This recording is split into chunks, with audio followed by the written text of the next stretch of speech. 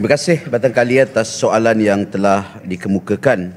Kerajaan Selangor yang berpaksikan prinsip urus takbir yang cekap, telus dan bertanggungjawab serta saksama, dan dasar-dasar kerajaan digubal dan dilaksanakan antaranya berasaskan prinsip-prinsip di atas dan justru memastikan pengagihan kekayaan negeri memberi manfaat kepada seluruh rakyat negeri Selangor.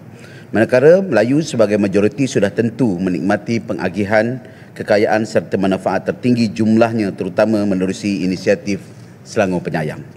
Misalnya program Mama Kerja yang bertujuan bukan sahaja meringankan beban kaum hawa yang bekerja akan tetapi akan meningkatkan pendapatan boleh guna mereka yang mereka boleh digunakan untuk meningkatkan pula mutu kehidupan mereka dan keluarga dan sekaligus mencipta ruang ekonomi sebelah penawaran ataupun supply side ekonomi serta ekosistem penjagaan anak-anak yang bermutu tinggi.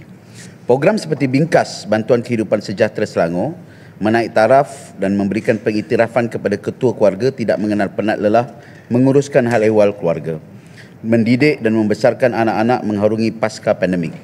Program ini diperluaskan dan menambah baik program Kasih Ibu Semak Selangor dan program Kasih Ibu Semak Selangor Ibu Tunggal supaya manfaat dirasai kepada 30,000 keluarga dengan bantuan RM300 bagi setiap bulan bagi pembelian barangan keperluan asas serta peralatan pendidikan.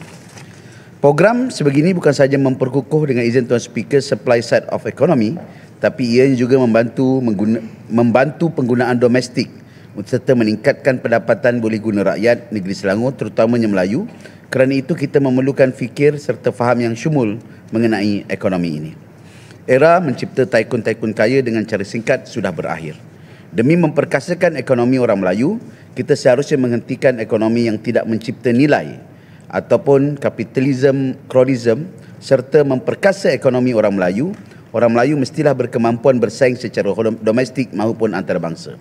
Oleh itu, kerajaan telah mengupayakan aktiviti-aktiviti keusahawanan yang didukung oleh beberapa institusi, antaranya PKNS dengan program seperti Selbis dan beberapa program keusahawanan.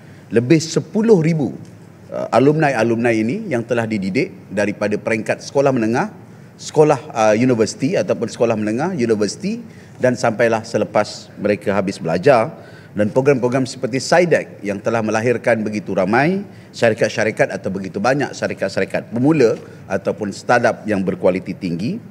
Dan sebagai contoh, PKNS di tahun 2022 dan 2023 masing-masing membelanjakan di antara 1.1 juta dan 6.4 juta untuk tahun 2023, dan di tahun 2024 akan berbelanja 7.7 juta. Dan kalau kita lihat program PKNS ini 100% ataupun 99% adalah Melayu. Manakala dasar kita untuk memastikan majoriti ada dalam program yang dilaksanakan oleh Hijrah, lebih 60% adalah golongan putera Melayu.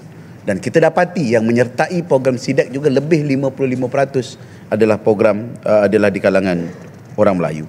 Jadi beberapa program-program yang kita kembangkan sebagai contoh Selangor Digital School untuk anak-anak muda sebagai contoh juga disertai oleh generasi dan kelompok Melayu. Oleh yang berhormat sekalian, kita juga mengambil maklum tentang pengumuman terbaru Kerajaan Persekutuan yang menyediakan peruntukan RM1 bilion untuk usahawan muda Melayu. Ini adalah jumlah yang begitu tinggi yang wajar dimanfaatkan di samping program teknikal dan vokasional dengan peruntukan yang hampir RM1 bilion Malaysia dalam Kongres Ekonomi Melayu yang baru berakhir baru-baru ini. Saya percaya institusi seperti Hijrah dan juga PKNS wajar segera untuk mengemukakan cadangan program yang kita laksanakan demi menambah agenda dan pemperkasaan Melayu di negeri Selangor Darul Ehsan, supaya mereka bukan hanya menerima tetapi juga dibantu dengan skill, pengetahuan serta modal untuk mengembangkan perniagaan mereka. Terima kasih.